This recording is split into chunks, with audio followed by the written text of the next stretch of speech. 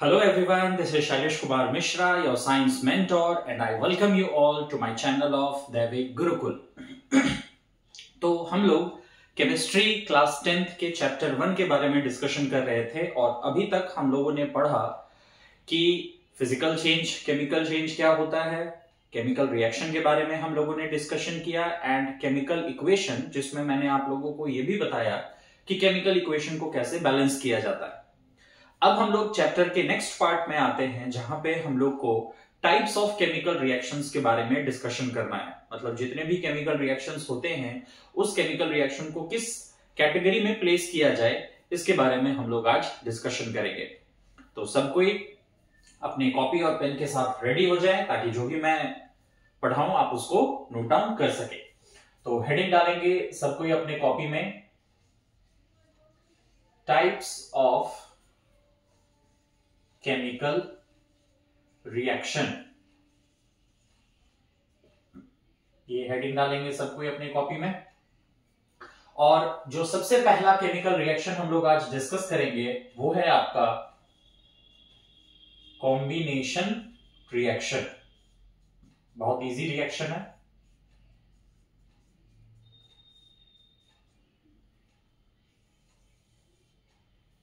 तो combination reaction होता क्या है? ये कॉम्बिनेशन रिएक्शन वर्ड से ही हम लोग समझ पा रहे होंगे कि यहाँ पे दो या दो से ज्यादा सब्सटेंस जब आपस में केमिकली कंबाइन करके एक सब्सटेंस का फॉर्मेशन करता है, उसी रिएक्शन को हम लोग कहते हैं कॉम्बिनेशन रिएक्शन। तो अगर हम कॉम्बिनेशन रिएक्शन को डिफाइन करें तो क्या होगा definition? The chemical reaction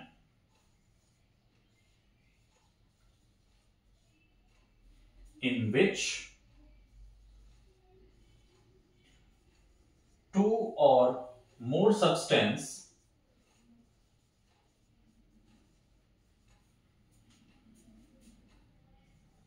combines with each other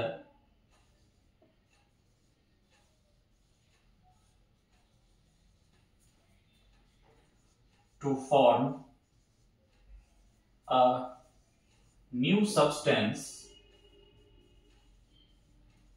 is called combination reaction।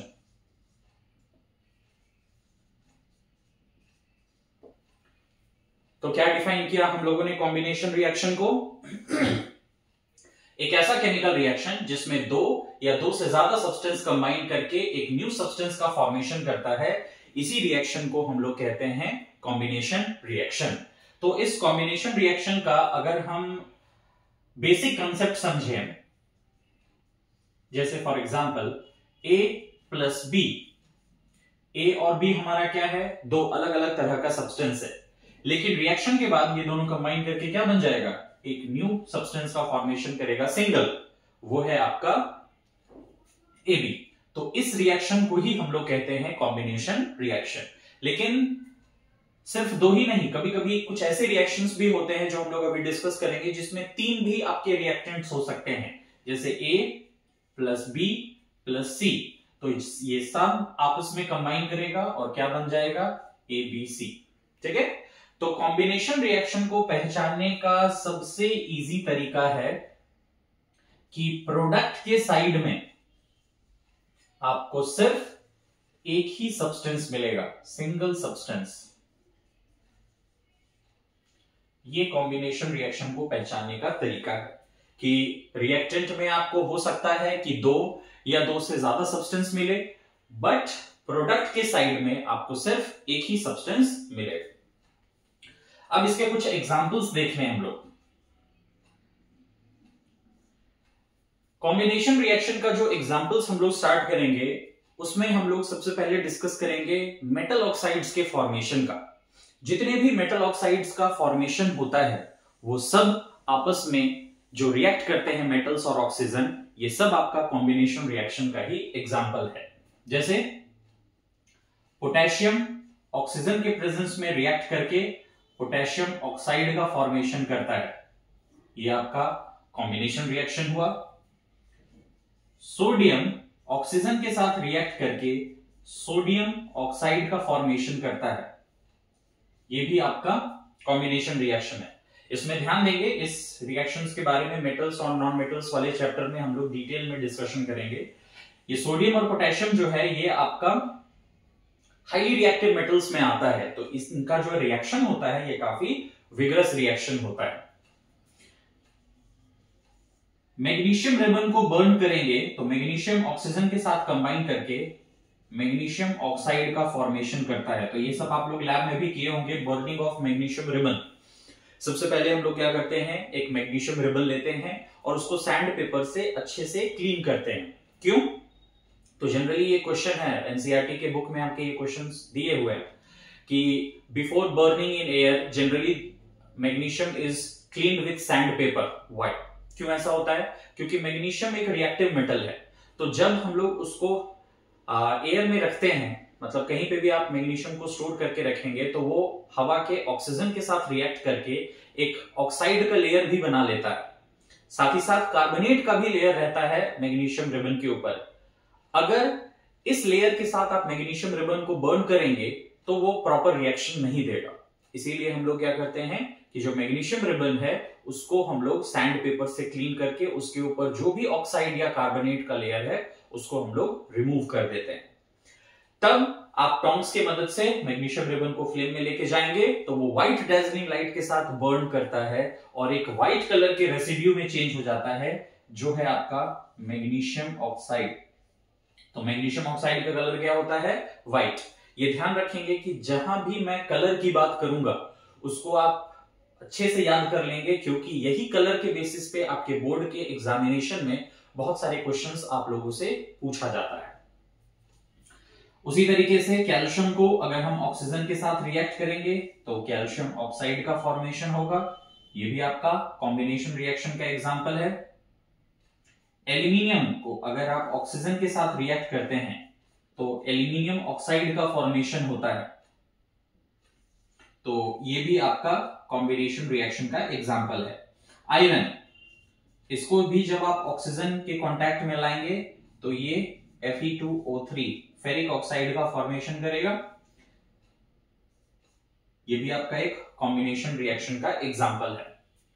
और कुछ एग्जांपल्स देखते हैं। कॉपर, इसको ऑक्सीजन के प्रेजेंस में आप रिएक्ट कराइएगा तो कॉपर ऑक्साइड का फॉर्मेशन होगा। इस पे भी आपको एग्जाम रिलेटेड क्वेश्चन आता है। आपको सबसे पहले ये ध्यान रखना होगा कि कॉपर का कलर क्या होता है? It is reddish brown in colour. तो रेडिश ब्राउन कलर का सब्सटेंस है, ऑक्सीजन के साथ रिएक्ट करने पे वो एक ब्लैक कलर के रेसिड्यू में चेंज हो जाता है। तो किस चीज का फॉर्मेशन हो रहा है? कॉपर ऑक्साइड का फॉर्मेशन हो रहा है। तो कॉपर को ऑक्सीजन के साथ रिएक्ट करेंगे तो कॉपर ऑक्साइड का फॉर्मेशन होगा। कॉपर ऑक्साइड का कलर आप रखेंगे याद, ब्लैक कलर का होता है कॉपर ऑक्साइड। अब कुछ और एग्जांपल्स, जैसे for example H2 plus O2 gives H2O। Water का जो फॉर्मेशन होता है ये भी आपका कॉम्बिनेशन रिएक्शन है कि हाइड्रोजन ऑक्सीजन के साथ कंबाइन करके वाटर का फॉर्मेशन करता है। हाइड्रोजन को आप नाइट्रोजन के साथ भी कंबाइन कर सकते हैं जिससे एक गैस का फॉर्मेशन होता है जिसको हम लोग बोलते हैं अमोनिया गैस। तो हाइड्रोजन और नाइट्रोजन आपस में कंबाइन करके अमोनिया गैस का फॉर्मेशन करता है। ठीक है। इसके बाद अगर हम फास्फोरस की बात करें तो फास्फोरस ऑक्सीजन के साथ रिएक्ट करके P2O5 का फॉर्मेशन करता है। तो ये भी आपका कॉम्बिनेशन रिएक्शन का ही एग्जांपल है। अगेन फास्फोरस को अगर आप क्लोरीन के साथ रिएक्ट करेंगे तो ये PCl5 का फॉर्मेशन करता है। ये भी आपका कॉम्बिनेशन रिएक्शन का एग्जांपल्स है। ठीक है। तो वीडियो को पॉज करके आप इन एग्जांपल्स को कॉपी कर लें, लेकिन अभी ये टॉपिक कंप्लीट नहीं हुआ है, अभी और भी कुछ एग्जांपल्स है जो मुझे आपको बताना है। इसीलिए आप वीडियो को पॉज करके पहले इसको कॉपी कर लीजिए, फिर हम लोग और आगे डिस्कशन करेंगे एग्जांपल्स का।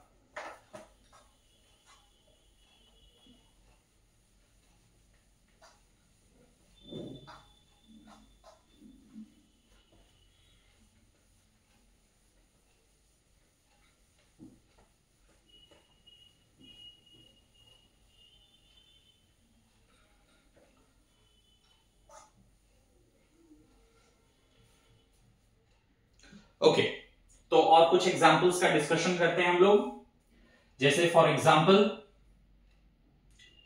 H2 plus Cl2 gives HCl। Hydrogen जब क्लोरीन के साथ कंबाइन करता है तो हाइड्रोजन क्लोराइड का फॉर्मेशन करता है, जिसको हम लोग हाइड्रोक्लोरिक एसिड भी कहते हैं। तो ये भी आपका एक कॉम्बिनेशन रिएक्शन का एग्जांपल है। इसके अलावा अगर आप हाइड्रोजन को आयोडीन के साथ रिएक्ट करते हैं तो हाइड्रोजन आयोडाइड का फॉर्मेशन होता है। ये भी आपका कॉम्बिनेशन रिएक्शन का ही एग्जांपल है।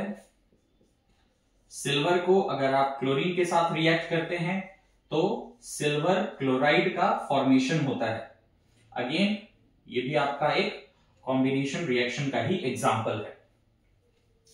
सोडियम कार्बोनेट Na2CO3, इसको आप सॉल्यूशन बना लीजिए, मीन सोडियम कार्बोनेट को वाटर में ऐड करिए और इसमें कार्बन डाइऑक्साइड गैस को पास करिए।